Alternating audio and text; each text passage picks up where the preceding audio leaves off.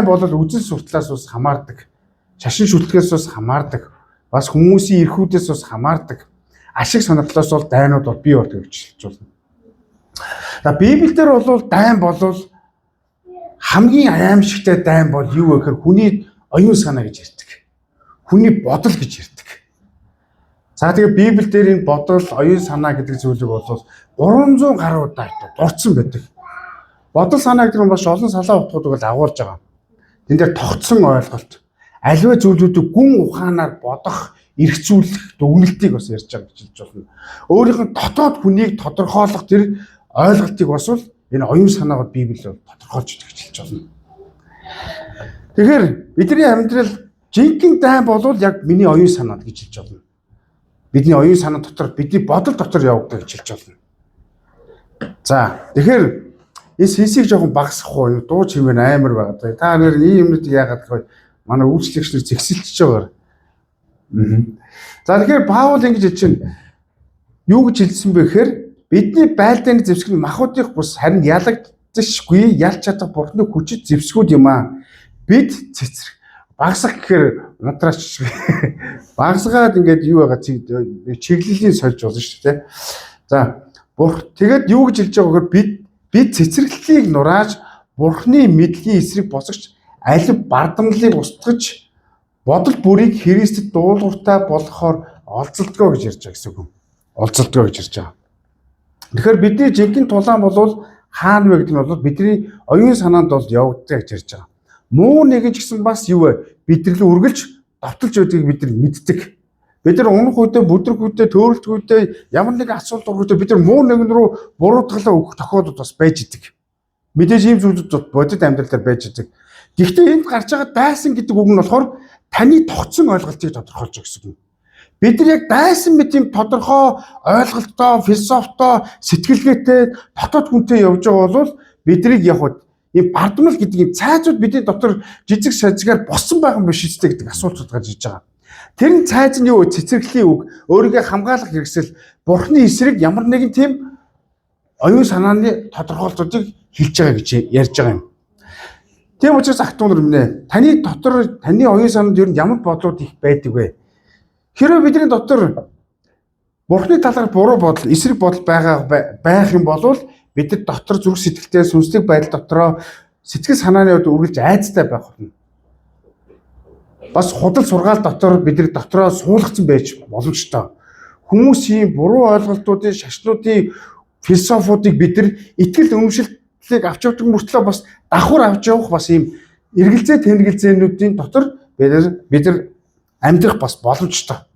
Тийм учраас итгэлээр унаад байгаа эзний өдөр бурхны үгэнд анхаарал тавих зүйлүүд маань ч гэсэн бас сулгах тохиолдол бас байж идэг. Сулгах тохиолдол бас байж идэг. Өнөөдөр биднийг хамгийн гурав татж байгаа зүйл бол гар утас гэж хэлж болно. Гар утас дээр бол ямар ч шүүлтүргүй мэдээлүүд байж идэг. Бид нар түүнийг яг оюун санаантай айлыг цайц мэд босгоод би түүнгүүгээр амьдарч чадахгүй, би түүнгүүгээр юу ч хийж чадахгүй, би миний амьдралын их сурвалж, миний мэдээллийн их сурвалж бол гар утас юм а гэж. Намайг хоолох, миний тархийг устгах зүйл бол гар утас юм а гэж бодох тохиолдол бас байж идэг. Гэтэл намайг миний тархийг устгах зүйл юу вэ? Миний тархийг устгах зүйл бол бурхны үнэн буюу бурхны үг юм а гэж ярьж байгаа. Амен. Тийм учраас ах トゥ нар өнөөдөр та бүхэнд нэг чухал зүйлийг ярих гэж байгаа. Таны оюун санаа ер нь ямар байгаа вэ гэдэг та нэг эргцүүлэн харж өнөөдөр эмчлэг цаг гаргаасаа гэж бас хэлмээр байна. Эргцүүлэн тунгааж шүүх цаг гаргаасаа гэж бас хэлмээр байна. Яг л бид нар эцсийн өдөр эзний өмнө очиод янз бүрийн бодол санаагаар шүүгдэх болно. Харин энэ өдөр бид нар тэр шүүлтээс гэтлэх боломж нь өнөөдөр юм а гэж хэлж байна. За өнөөдөр энд гарч байгаа хэсгээр ингэж ярьж байгаа. Бид цэцэрлийг нурааж бурхны мэдлэгийн эсрэг босгож алив бардамлалыг устгаж бодол бүрийг Христэд дуулууртай байхыг олзолдгоо гэж ярьж байгаа. За энд гарч байгаа нөгөө бодол гэдэг үг гарч ирж байгаа. Энэ бодол гэдэг үг маань хоёр утгыг агуулж байгаа. Нэг утга нь болохоор ямар утга нь вэ гэхээр тогтсон ойлголтыг тодорхойлж байгаа. Тогтсон ойлголт. Бидэрт ямар нэгэн тогтсон тийм ойлголтууд байгаа. Есүс бол хэн бэ? Аврагч. Есүс бол хэн бэ? Теологиос бол эцэг биш, бурхны хүү. Мөн үү? Есүс бол хэн бэ? Тэр миний нүглийн төлөө загалмаа дээр цовлогдоод удахгүй ирэх тэрнийг нь хаан юм а гэж хэлж байгаа. Мөн үү? Энэ бол тогтсон ойлголт шүү, тийм үү? Яг үүнтэй адилхан логисмос буюу одоо грек утгаараа бол тогтсон ойлголт гэж ярьж байгаа. Үүн дээр бол философи бас орно, үзэл сурталд бас орно, итгэл үнэмшилд бас орно. Бидний хувьд бас ийм цайзууд босгон байгуулах хэрэгтэй гэж ярьж байгаа. Цагаан хэрмийг байгуулагдах үед болохоор хятадууд нэг шинэ одоо хэрмийг босгож эхэлсэн гэж ярьдаг. Тэр ямар хэрэм цайз босгож эхэлсэн бэ гэхээр мэдээлэл дамжуулах цайз гэж ярьж байгаа. Мэдээлэл дамжуулах.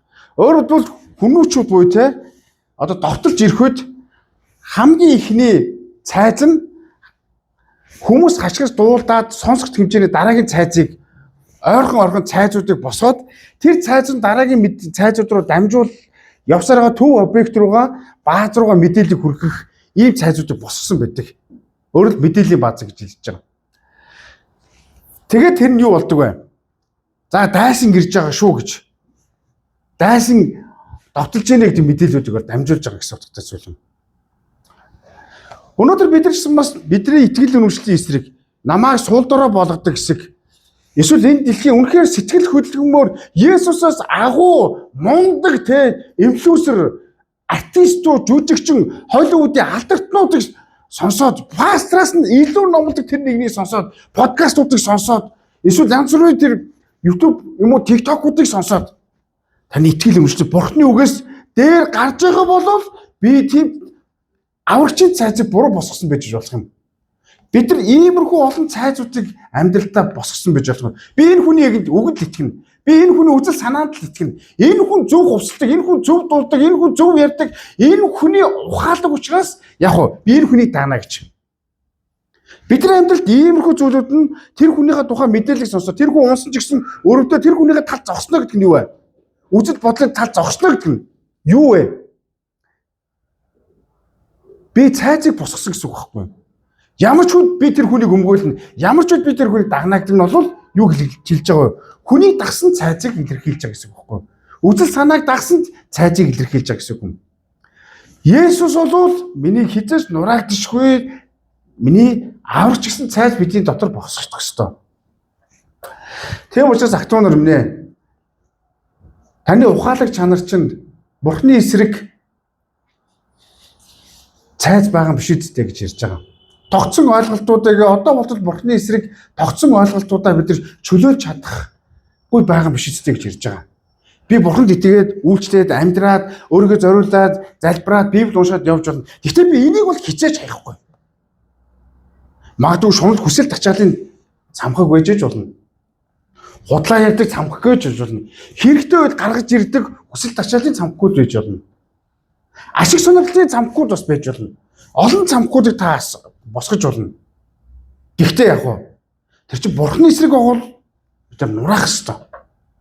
Ийм тогтсон ойлголтуудыг бид нар яах ёстой вэ? Өнөөдөр Паул бидэнд дурдж байна. Би өнөөдөр юу хэрхэн гүн гүзгий бодож тунгааж итгэл үнэмшлээ болгож бат сайз мэд болгож байгаагаас хамаарад миний итгэлийн зам маань янз бүр байх болно гэж ярьж байгаа. Янз бүр байх болно. Хоёр дахь утга нь юу гэхээр өдөр бүр гардаг бодлын тухай ярьж байгаа. Ньомс гэсэн утгатай үг байгаа. Грек үг. Тэгэхээр юу вэ?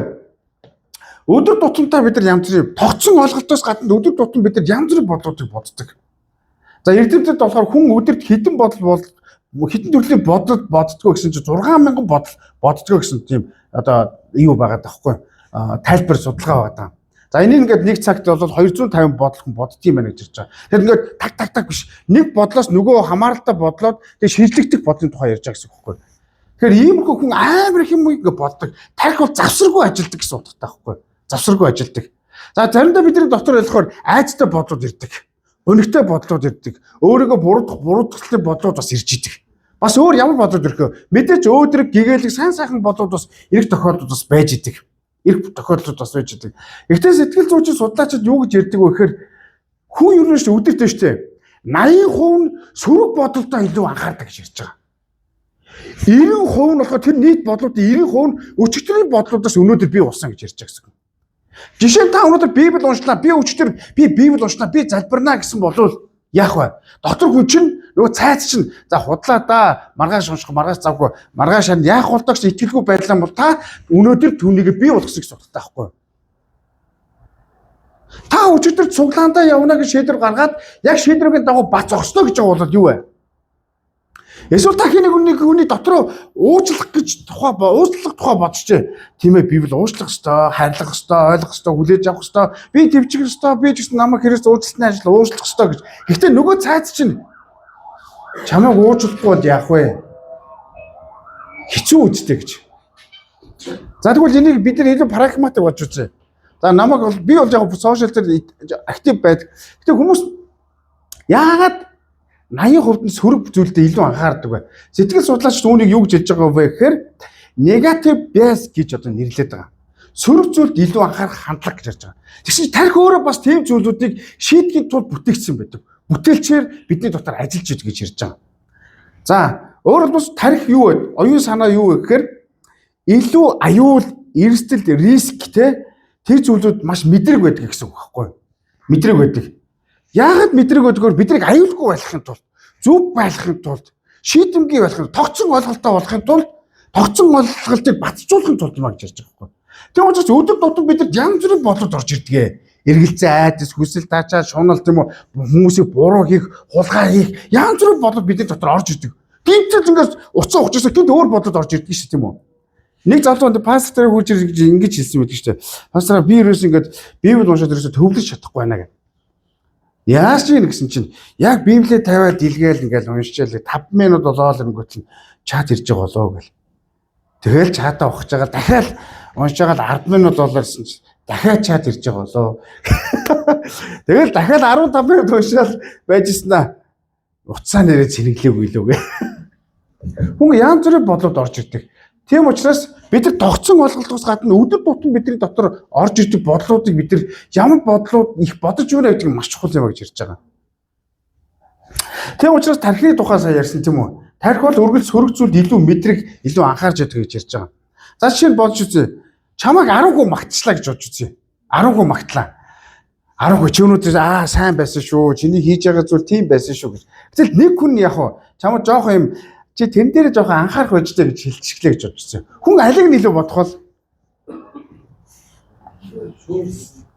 шүүмжлэн илүү бодох бах тийм үү? Шүүмжлэн. Ихэнх хүмүүс магтаалыг ингээд сонсоод кайф авдаг мөртлөө шүүмжлэн юусаа мартдаг. Тийм учраас хүний тарих юу гэхээр үргэлж юу вэ? 80% нь өдрийн турш сөрөг зүйлүүдэд маш мэдрэг байдгаа. Өчтөрийн болсон өнөөдрийг хэлсэн сөрөг зүйлүүдийг боддог гэсэн утгатай зүйл юм.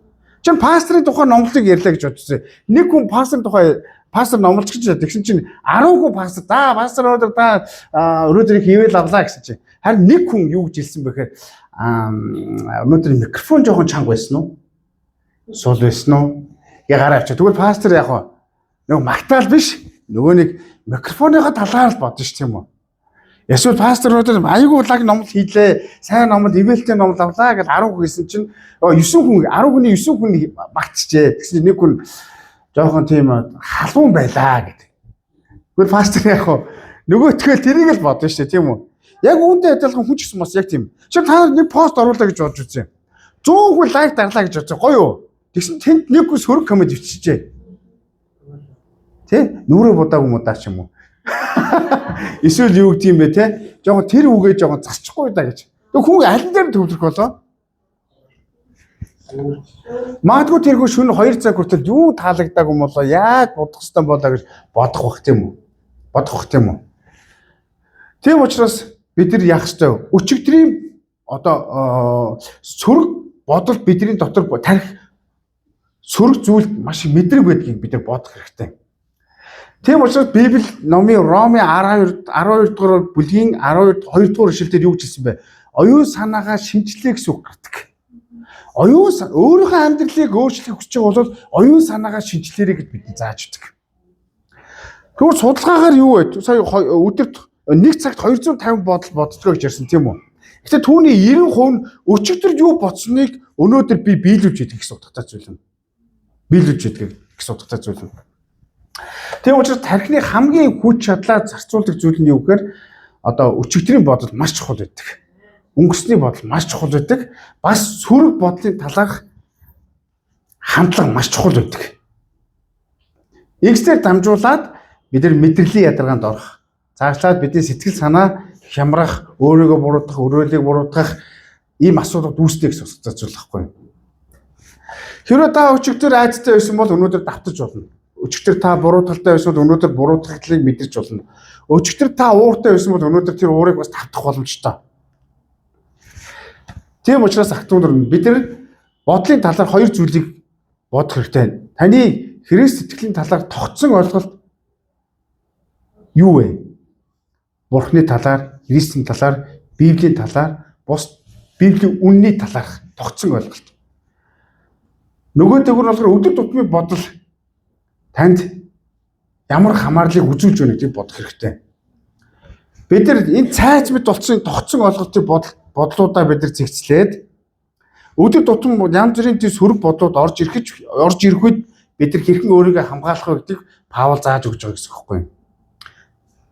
Нэгдүгээр нь бид нар та авралдаа бат итгэдэг үү? Авралын бат итгэл танд байна уу? Авралын бат итгэл. Энэ бол маш чухал юм. Олон итгэгчдэр бурханд итгэдэг гэж ярьдаг боловч авралдаа эргэлзэж амьдарч байгаа хүмүүс их байдаг. Эсвэргээр аврагдсан ч гэсэн итгэлээр сайн амьдарч чадахгүй хүмүүс бас байж болно. Олон итгэгчдэр чуулганд яваа Библи уншаад залбирдаг тийм үү? Гэхдээ тэдний дотор ийм асуулт байдаг. Би яг аврагдсан уу? Би яг аврагдсан уу? Та энэ асуултыг асууж байсан уу? Асууж байсан баг. Би ч гэсэн асууж байсан. Харин та хариулж чадах уу? Таны тогтсон ойлголт таныг хамгаалж чадах уу? Тийм учраас авралыг юу вэ? Авралын дуулга гэдэг Эфес номын 6 дугаар бүлэгт дуул хэлсэн мэт шүү дээ. Бид нар яг ч тархиндаа оюун санаандаа гүн ухаандаа итгэл үнэмшилтэй үзэл санаандаа юуг хамгийн түрүүнд байлгах ёстой вэ? Авралыг байлгах ёстой. Өнөөдөр энэ дэлхий дээр биднийг маш их үзэл сурталууд бидний итгэлийг бол анхуулж байгаа. Христ бол бурхан биш ээ. Ерөөс бүх шашин бол хамгийн сайн шүү дээ гэж ярьж байгаа. Одоо сүүлийн үед бол хамгийн хүмүүсийг бурхнаас холдуулж байгаа зүйл бол Христэд авралын эргэлзэлд оруулж байгаа зүйл бол гар утас гэж ярьж байгаа. Намайг тав тухтаа миний авралыг бат бөх болгож байгаа, намайг хамгаалж байгаа зүйл бол миний гар утас. Миний гар утсанд миний бүх амьдралын баталгаа байгаа. Чануу байна. Янз бүрийн платформуд байна те, TikTok ч юм уу юу гэдгийг те, Instagram ч юм уу те. Би тэрэнгүүгээр бол амьдрч чадахгүй. Тэгэл би байх юм бол би өдөр тутамдаа сайхан амьдрчнаа. Тийм учраас ахтуунууд авралын талаар та аврагсан уу гэдгийг бодож үзээрэй. Аврал бол хүний үүсээр бодлоор бодогддог зүйл бол биш юм. Аврал бол Эфес 2:8 дугаар эшлэлээр гарсны адил нэгүслийн учир та нар аврагцаа гэж хэлсэн байдаг. Хүн өөрийнхөө эрийн сайнтай биш бол олон жил эсвэл юу цуглаанд явсандаа ч биш, багаасаа явсандаа түүж хамааралгүй. Аврал бол Есүс Христтэй уулзсантай шууд хамааралтай.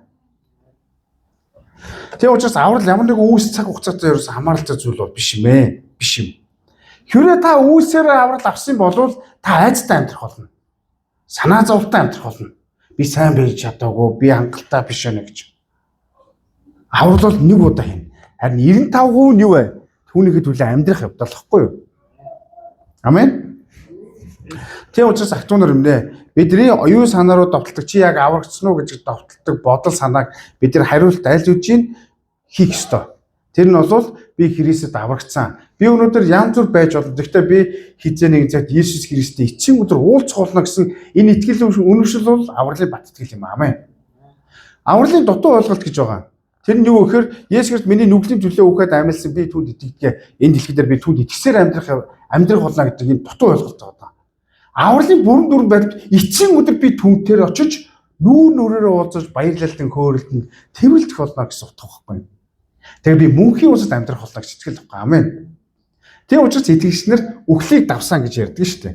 Үхлийг давсан. Ахтунаар минь. Тийм учраас энэ дэлхийн янз бүрийн чи аврагдсан уу, яг аврагдаагүй юу гэдэг ийм бидний лөө ийм номлолуудын эсрэг бид яах ёстой вэ? Бат зогсож чаддаг байх ёстой. Би бурхны нэгүслэр аврагдсан гэдэг энэ тогтсон итгэл үнэмшил таны гүн ухаан, таны тархины системүүд яах ёстой вэ? Дархлаа буюу тэр цайзыг босгох ёстой гэж ярьж байгаа. Амен. Хоёр дахь ойлголт нь өөрийгөө ойлгох ойлголт байгаа. Бид нар Бурхныг аягүй сайн мэдээд, аягүй сайн ойлгоод тэр бол аврагч бүтээгч, тэр бол нэгүсэмгүй гэж мэддэг. Гэхдээ яг би яг өөр дээрээ буулгаад ирсэн чинь өөрийгөө ойлгох тал дээр бас бид нар эргэлзэх тохиолдол бас байж идэг. Тэгээд юу гэж хэлсэн бэ? Паул ингэж хэлсэн. Бурхны мэдлэгийн эсрэг босгож алив бардамлыг устгаж цэцэрлэгийг нурааж бодол бүрийг дуулууртаа болгохоор Христ олзолтгоо гэж хэлсэн байгаа. Олзолтгоо. Та өөрийгөө ойлгосон уу? Ер нь өөрийгөө хэр зэрэг ойлгодог вэ? Хэр зэрэг мэдгүй гэдэг асуултаас гарч ирж болно шүү дээ. Давид зүгтж амьдарч хүнд хэцүү амьдралыг туулж авах үедээ нэг гайхалтай ухаарлуудыг тэр дунд бас бий болгосон байдаг. Намааг ихийн хөвлөд бүрэлдэхээс өмнө нүглийн дунд намааг ихийн хөвлөд бүрэлдүүлэн намааг шаглан та бүтээсэ гэж хэлсэн байдаг. Би өнөөдөр хүнд хэцүү амьдралыг туулж явж байгаа ч гэсэн, дайсанд хөөгдөж амьдарч байгаа ч гэсэн, хадан агууд ганцаард нь нуугдаж байгаа ч гэсэн, миний эргэн тойронд янз бүрийн муу сайн хүмүүс байсан ч гэсэн би бол Бурхныхаа гэж. Би өнөөдөр гаднах байдлыг сул дорой байж болно, чадвартай байж болно, чадваргүй байж болно. Би олон зүйлийг мэдсэн байж болно, мэдэхгүй ч байж болно. Гэхдээ юу вэ? Бидний тогтсон ойлголт бол юу байх ёстой вэ? Би бол Бурхны бүтээл юм аа. Амен. Амен. Харин олон гэдэгчнэрийн одоо алдаж байгаа зүйл нь юу гэхээр, төөрөлдөж байгаа зүйл нь юу гэхээр Бурхны хүн төгс байх ёстой гэдэг буруу ойлголтуудыг тээж өгдөг. Тийм учраас хуучин амьдралынхаа нүгэн нүглүүдийг бодоод, сул дорой байдлаа бодоод, эсвэл өөрийнхөө итгэлийн амьдрал донд бүтлгүүтлүүдэд бодоод би бол муу хүн гэж бодох үед бас байж идэг. Ах トゥ нар минь Есүс бидний нүглийн төлөө бүх нүглийг өөртөө үүрээд загалмаа дээр цовдлогдсон. Тэгээд тэр биднийг итгэснийхэн дагуу зөвхт болгосон. Тийм учраас өнөөдөр хүн өөрөө бол зөвхт байж чадахгүй. Харин Христээр зөвхт амьдарч чадна гэж ярьж байгаа. Христээр. Тийм учраас бид нар сул дорой байдлуудаа, гим нүглүүдийгээ бид нар яах ёстой? Бодож одоо болтол өгөөгүй байгаа юм шиг нүглийн асуудлууд нь шийдэгдээгүй байгаа юм шиг ийм амьдралаар өөрийгөө битгий гутранг, буруутгал, зогсонг амьдралаар хүлээсэй гэж хэлмээр байна. Христ бидний өнгөрсөн одоо ирээдүйн бүх нүглийн төлөө загалмаа дээр цовдлогдсон. Амен.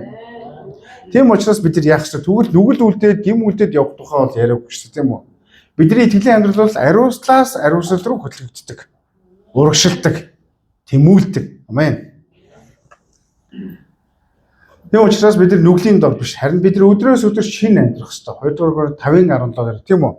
Хуучин юмсны өнгөрч шинэ болсоо гэж ярьсан байгаа. Түрүү хэлсэн Библиэлд 300 гаруй удаа оюун санааны тухай дурдсан байдаг гэж ярьж байгаа. Оюун санааны тухай. Тийм учраас таны тогтсон ойлголт өөрийгөө ойлгох тэр цайзыг босгох ёстой зүйл чинь юу вэ? Би бол Бурхны бүтээл, би Бурхны бүрэн уучлалыг хүлээж авсан тэр нэг юм а гэсэн үг байна.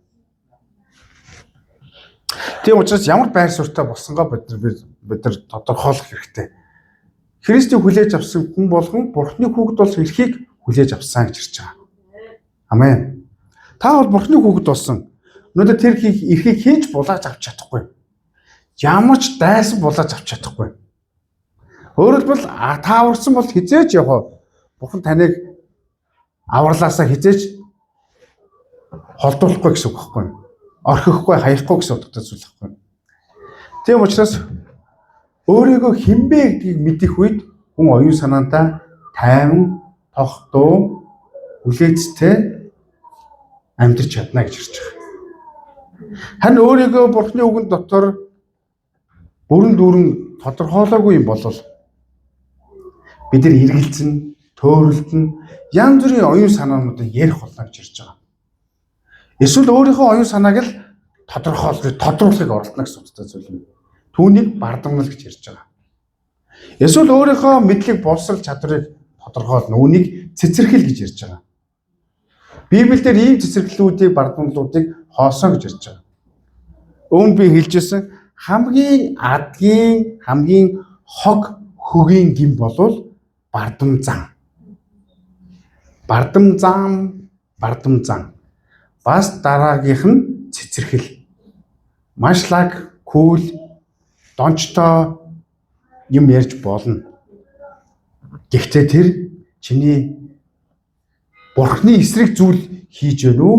Яг Бурхны дотор байна уу гэгээ бид нэр цай тогтсон ойлголтуудаа харьцуулан аль нь чухал вэ гэдгийг бид шийдэж явна гэсэн. Тийм учраас ах トゥ нар минь who am I? Яг юм бэ? Би бол Бурхны бүтээл. Амен. Би өнөөдөр алдаж болон сул дорой байж байна. Гэхдээ би Бурхны бүтээл. Би алдаж болно. Гэхдээ би өдрөөс өдөр тэр зүйлүүдийг тавхгүй амьдарч байгаа. Тэр Христийн зөвхт амьдралаар амьдарч байгаа тэр нэг юм. Амен. Би бол Бурхны хүүхэд юм а гэдэг энэ оюун санаа бол энэ дэлхийд таныг хэн бэ гэдгийг чинь хааж хизээч ямар ч газар тодорхойлох шалтгаан юм. Амен. Дараагийнх нэг дайн юу вэ? Дараагийн нэг дайн бол худал сургаал. Бидний эргэн тойрон бол бидний итгэлийг унгааж байгаа, ийшээ туйлдуулж байгаа сургаалууд маш их байгаа. Муу нэгэн бол ил тод жоохон өсөөд ирэнгүүт ил тод яг уу. Чуулганд удаа яваад ирэнгүүт ил тодоор болоод биднийг дайсгандгүй, төөрөлдүүлэхийг оролддог. Харин сайн сонсороо. Үүний юм шиг худал үгийг хэрэгэлдэг. Нэрэж тийм болоо да гэх үгээр биднэрлүү товтлох үед бас байж идэг. Нэрэж энэ хүний үг бас л зөв гаргалгаа шүү дээ гэж. Тийм учраас муу нэгэн бол илэрхий худлаа ярихгүйгээр харин үний юм шиг худал үгүүдийг хэрэглэх болно. Бид нар Эхлэл номын 3 дугаар бүлгийг харах юм бол Бурхан тэгж муу нэг Ева дээр хурж ирээд Бурхан тэгж хэлсэн үү? Өө тийм үү гэж ойлгосон. Тэнгүүт л Ева яах вэ? Тийм ээ тийм гэж хэлсэн. Тэгээд муу нэг юу гихтээ гэж хэлсэн. Гихтээ гэж хэлсэн. Энэ нь юу гэж хэлж байна? Чиний сэтгэл санаа, чиний оюун санааг яасан бэ? Сулруулж агаад үгээ сумж оруулж байгаа гэсэн хүн. Төөрөлдүүлэх. Яг л үнэнтэй төстэй юм шиг. Галаат номон дээр Паул нэг амар ууртай үг хэлдэг дээр тийм үү? Та нар өөр сайн мэдээнээс болоод холдож байгаа нь хараагаа гिचсэн байгаа. За би их тогтуу хэлжээж магадгүй. Гэхдээ тухайн Паулын нюансыг уур амьсгал нь харуул нэлээд ууртай хэлж байгаа байхгүй. Хараагаа гэд гоё хэлэг баг тийм үү? Хараадаг. Өөр сайн мэдээ гэж яг юу юм бэ? Өөр итгэл үнэмшил гэж юу юм бэ? Би танад хэлж өгөө. Өөр итгэл үнэмшил гэдэг нь бол өмнөх нь өөр итгэл үнэмшил гэдэг нь цаа хараараа. Христ миний төлөө загалмаадаг цоллоор өгөхөд амьсан. Би түүнд итгэж байгаа. Амен. Гэхдээ нэмэх нь юу ч үж болно. Хүн байж болно. Хүний үзэл санаа байж болно. Гаж буруу сургаалууд, гаж урсгалууд мэдээж орох болно. Гаж урсгалууд орно шүү дээ. Тийм мэдээж ойлгомжтой тийм үү? Гэхдээ би авралыг үүстэйгээ тэнцвүүлэх нь бол энэ бол гаж буруу сургаалын нэг хэсэг маа гэж ярьж байгаа. Та нар хараараа, Мормон бол Библийг хэрэгэлдэг үү? Хэрэгэлдэг. Гэхдээ Йосеф Смитийг бас хэрэгэлдэг. Мухаммад Библийг хэрэгэлдэг үү? Хэрэгэлдэг. Гэхдээ Мухаммадын Коран судрыг хэрэгэлдэг. Энэ хоёрт нь хоёуланд нь Библийг хам шинжүүлж байдаг. Хам шинжүүлж байдаг.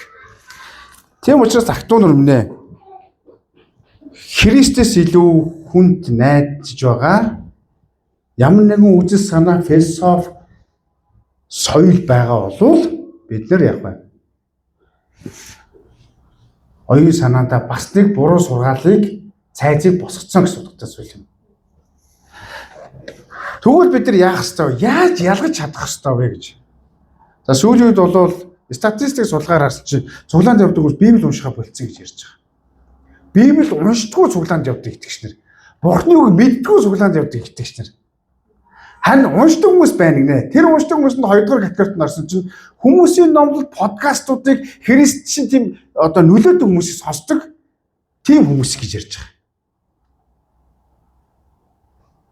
Өөрөө хувьчлан Библийг унших цаг, залбирах цаг, эзний өмнө өвдөглөх цаг өгүүлэгдэж байгаа байхгүй.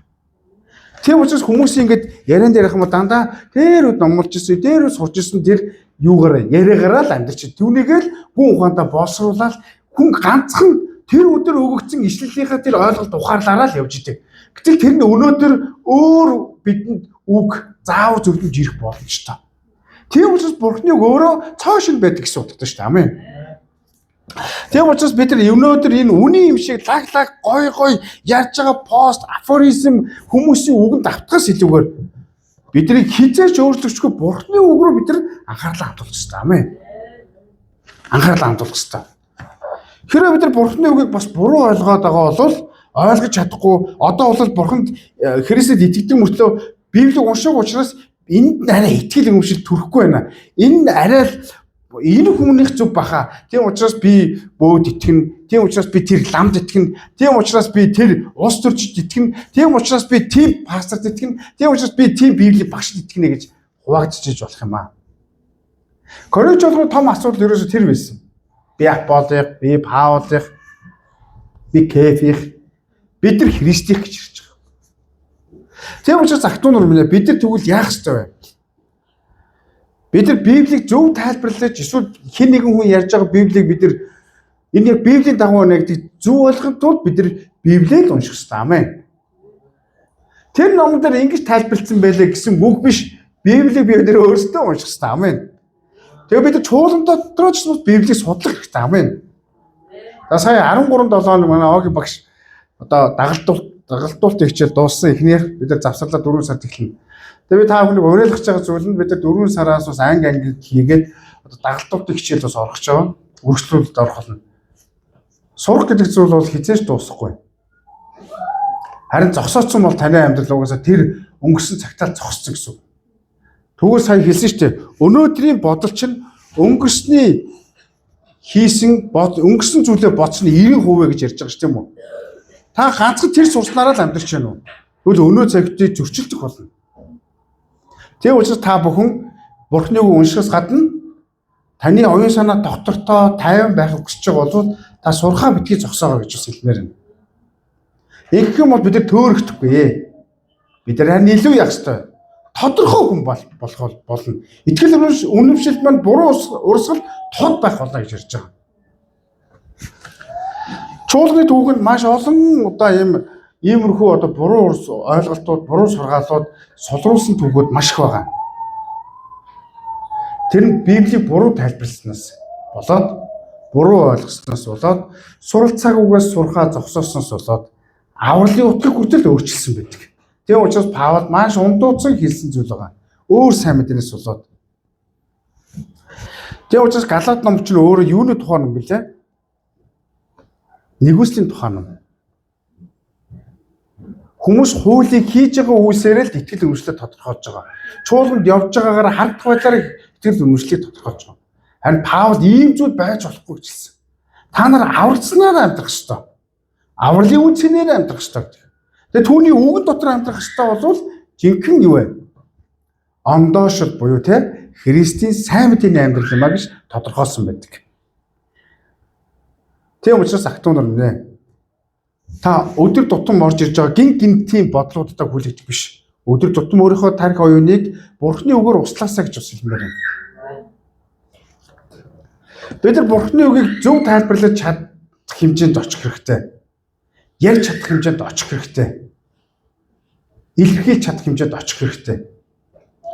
Олон жилийн өмнө нэлээд тийм боловсралтай хүн одоо лав кафед орж ирээд янз бүрийн юм яриад байсан. Тэгээ би тэр хүнээс дамжуулаад Бурханаас ойлгосон зүйл нь тэр хүнд тохируул тэр хүн болгоны тэр хүний асуусан болгонд би хариулах албагүй байна гэж бодсон. Энэ бол миний цайз. Христ бол миний нүглийн төлөө, таны гэм нүглийн төлөө өгөхөд амьдсан. Түүнээс өөр аврал үгүй юм аа. Тэр 3 дахь өдөртөө амьдуулагдсан. Түүний гэрчлэг нотлох зүйл нь Библи байгаа. Хэрвээ та надаас асуулт асуух хүсэж байвал үнийг уншаад үзээрэй. Харин бид нар яах вэ? Тайлбарлах гээд хариулах гэсээр байгаад өөрсдөө бүлэг тохиолдод бас байж байгаа. Нэгэн итгэгч энэ солонгос болсон явдал. Нэгэн итгэгч биеийн үнэлэгч буюу биеийн үнэлэгч зочд буудал руу ороод тэр газар сайн мэдээд тараана гэж төлөвлөгөө гаргаад тэгээ цуглаандаа явах болсон. Ирэхэ болсон.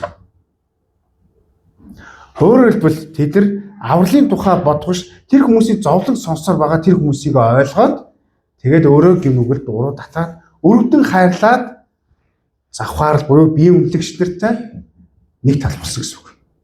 Маш аимшигтай. Бид нар өнөөдөр юуг сонсож байна тэр бодлоор амьдрах болно. Хэнийг сонсож байна түүнийг дагах болно. Харин бид нар Бурхны үгийг сонсгомод миний амнаас Бурхан руу хандсан залбирал гарна. Миний ярьж байгаа үг болгон залбирал байхгүй. Бурхан түүнийг сонсож байгаа гэсэн утгатай зүйл юм. Тэгээ би өнгөрсөн 7 хоног Христийн амжилтын баяр болж байгаа. Гэхдээ маш олон чимээ биднийг бас ингээд саад хийж байгаа зүйл тус байсан. Бид нар амжилтын баяр угаасаа л жилд 2 л удаа хийж байгаа. 2 л баяр хийж төрсөн болон амжилтын баяр. Харин амар олон чимээнүүд байна. Баяраас баяруудын чимээ, хөтөлбөрөөс хөтөлбөрүүдийн чимээ, завгуугаас завгуудын чимээ. Тэгээ бид нар энэ дотор бас яг дайн шиг л байж. Тэр баярууд ингээл тэнглэхгээл өөрзээл гэдэг. Яг би гадны хүнийг юу яаж байгаа биш, ингээд талд орж байгаа биш л дээ. Монголчууд амар өрдмөр байна гэжсэн. Маш их дутуугүй комплекс байгаа учраас баяр хийхгүй болохгүй, баярлуулахгүй болохгүй, намайг баярлуулахгүй болохгүй гэдэг зээлээс зээл маш амархан хэлбэрээр аргаар амьдарч байна. Энэ чинь маш том өгөөс шүү дээ, зовлон шүү дээ гэж байна. Солонгосын ард түмэн түүхэнтэй ядуурлаас гарахын тулд бүх иргэд гартаа байгаа, шүдэндээ байгаа, өөрөөс өвөр удам тамжиж ирсэн бүх залтан эмгүүдээ бүгдийг яасан бэ? Бүгднийг яасан бэ? Зориулаад Солонгосыг 50 жилийн дотор цүн босгосон байхгүй. Дэлхийн шилдэг улсууд топ 10 улсын нэг болгосон шүү дээ. Сая энэ жил бол Японы урд орсон гэж ярьж байгаа. Тэдний мөрөд нь Японы урд байсан. Яг үүнтэй адилхан бид нар ч гэсэн бас бидний итгэл үнэмшилд нөлөөлж байгаа. Энэ баяргүй бол өгч гээд байгаа юм шиг царай. Пост, комент, хандлагуудыг бид нар яах ёстой вэ? Бид нар өгүүлэх хэрэгтэй. Амен. Инглиг та нар баяр тэмдэглэхгүй гэсэн бол биш л дээ. Христийн амьдлалтанд та бүхнийг анхаараасаа гэж хүсэлмээр байна. Бид нар Христтэй уулзах үедээ бүр амар юу вэ? Жинхэнэ баяр ийм юм уу гэдгийг бид нар мэдэх болно. Амен. Тийм учраас мэдээж хэлэхдээ бид нар баяр хөөргийг баяр дүүл авд тэмдэглэх зүүн хэрэгжсэн. Тэр өнгөрсөн 7 хоногт амлалтын баярын талаар бодлоо Христ тэр миний төлөө хийж байгаа тэр өвдөл шаналл өөрөөс нь ямар их хүмүүс уруудаж урууч хайртай дуртай гэсэн чинь яг зовлон дунд нь бүгдээрээ алга болчихдаг, бүгдээрээ өөрийнхөө ирж хайж байгаа тэр дүр төрхүүдийг хараад би бас тэдний нэг нь болчихсон юм шиг надад мэдрэмж төрсөн. Тэгээ надад нэг айдас төрсөн юм нөхөр би ч ингээд айгүй хэм хийгээл айгүй ингээд магадгүй одорч тодорч иж магадгүй. Гэхдээ би Есүсийн өмнө очиж тэр маань эзэм би янз бүрийн хийлээ гэд Есүс намайг танихгүй байх уу гэдэг тийм сорилттой нүүц болчихсон. Бид нар хэмжих хэрэгтэй. Бид нар цайцыг тогтсон авралын ойлголтыг бид нар их болгох хэрэгтэй. Амен. Тийм учраас тэгвэл яах ёстой юм бэ гэж бид нар Бурхны үг рүү очих хэрэгтэй байна. Өдөрт ядахна 15 минутыг Бурхны үгэнд зориулаасаа гэж хүсэлмээр байна. 15 минут л тэсчүүл та ер нь бол аврагчих гээд байгаа шүү гэдэг шиг тий. Амен. Түрүүний ярьсан нэг пастортойгоо ярьсан үг чиглэл ярьж тийм үү. 5 минут байсан чи гинт зург засаамаар санагдал 5 минут бивл 10 минут бивл уншсан чи гинт уцаа шалгамаар шалгаад Сэтгэл төрөл тавхад бас нэг хөргөж ухмаар санагдаж байна. Тэгэхээр бидний эргэн тойронд ийм номлол болов анхаарал татах номлууд их байна. Тэ? Тэгээ учраас ахтунаа бүгдээрээ бурхны үг рүү эргэцгээе. Тэгэд амлалтын ингээд 40 за ер нь бол лент 40 лентүүд эхэлчихсэн байгаа. Тэгвэл бид нар яг хэвээр үгээр та бүхэн сайн мэдээний 4 номыг аль нэгийг сонгоод уншаасаа гэж бас хэлмээр байна. Та илүү Есүсээр удирдуулах хүсэж байгаа магадгүй Матай номыг унш. Та үнэхээр үйлчлэлтэд төвлөрөх хүсэж байгаа бол Марк номыг унш тийм үү? Та өөрийгөө тодорхойлохыг хүсэж байгаа бол Лук номыг унш. Та Есүсийг бурхан гэж түүний өмнө зогс тэр загалмаан өмнө байх гэж байгаа бол Иохан номыг унш. Аль нэг сонгоод та бүхнийг уншаасаа гэж хэлмээр байна. Уул нь Христ итгэж хүмүүс энэ дэлхийн хүмүүсээс өөр байхгүй юу? Юу гэхээр та Библийг уншаарай гэж шаардлага 50 шаардлага хүмүүс байхгүй. Амен. Залбираарай гэх шаардлага хүн байхгүй. Энэ чинь өөрөө өдөр тутмын амьдралын хим маяг байхгүй юу? Хэлбэр дүрс байхгүй юу? Бид нар унших тус бидний цайз минь улам цэцгэлэх болно. Бидний цайз батбөх байх болно. Харин бидний цайз дунд бардамнал байгаа юм шиг дээ. Бардамнал бол бурхныг эсэргүүцэх зүйл шүү тийм үү? Би энийг л бууж өгөхгүй, энийг л би хийхгүй гэж. Сэмхэн худлаа ярьдаг. Сэмхэн хулгай хийдэг. Сэмхэн завхаардаг.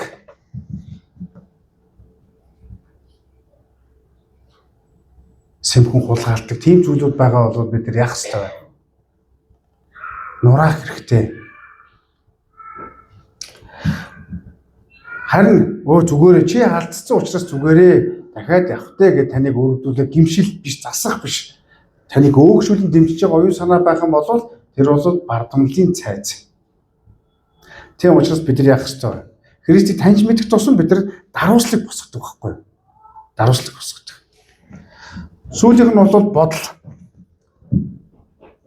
Энэ бол харагддаггүй тулаан, дайн тулаан. Буруу дадлт ихэнхдээ юу вэ? Бодлоор эхэлдэг. Эргэлзээ тэнгэлзээ бодлоос эхэлдэг. Тийм учраас Есүс юу гэсэн бэ? Бодол бүрийг Христэд дуулууртай байхаар олзлуулаа гэжсэн байна. Тэр миний сүрэг айдас буруу гонигтай бодлуудыг тэр яасан бэ? Олзлон авахын тулд ирсэн. Тийм учраас та бүхэн бодлоо зоригтой удирдах хэрэгтэй. Хэрвээ бид нар бодол санаагаа худал зүйл, худал хуурмаг зүйл байлгаа л байвал яах вэ? Амар их санаа, жинхэнэ юм шиг санаа зовж байгаа юм шиг ярих болно. Жинхэнэ өстө бүр яхаарахгүй юм шиг худлаа үннийг бидэрт яах вэ? Үг хэлээрээ пялдагдаж болно. Тийм учраас захтун дурнэ. Бодлоо бид нар бурхан захируулах хэрэгтэй. Амен. Энэ бол зоригтой байх үйлдэл юм гэж ярьж байгаа. Тийм учраас итгэгч хүний оюун бодол маш чухал байна. Юу чухал вэ? Дайсан миний авралыг хизээж булааж авч чадахгүй. Бурхны хүүгсэн дээр ирэхийг хинч надаас буцааж авч чадахгүй. Миний сэтгэл санаа, оюун санаа доктортой байх нь бол Бурхан надад үгээ өгсөн түүнд би хэрхэн хандхаас хамаардаг юм а гэж ярьж байгаа. Тийм учраас ахтунууд бүгдээрээ хичээцгээе. Жинхэнэ дайн тулаан болвол энэ Ирак, Ираны, Америк ийм улс орнуудын дайн бол биш юм а. Жинхэнэ дайн бол таны оюун бодолдоос эхэлдэг гэж ярьж байгаа. Тэр гаргасан шийдвэр чинь таны зөв сэтгэл сүнсийг бие махбод үйлдэл хандлага руу чи хөтлөнө гэж боддог болохгүй. Тийм учраас бүгдээрээ өдөр бүр нэг дадлуудыг хийцгээе. Амлалтын баяр хүртэл ядна хичээцгээе. Тэхүү. Өдөрт Библи уншицгаая. Өдөрт ямар ч байсан Библи уншицгаая. Баяа гэхэд сонсож өнгөрүүлцгээе. Амен. Та Библи унших юм бол аяндаа залбирах болно. Та Библи унших юм бол таны амч нь аяндаа зөвшөөрөх болно. Та Библи унших юм бол таны сүнслэг байдал чинь зөв байдалтай батбөх байх болно гэж ярьж байгаа. Та Библи унших юм бол сөрөг бодлуудаа Есүст олзлуулах болно. Хамтаа залбирцгаая. Хамтаа эсний хүн залбирцгаая. Тэгээ бидний дотор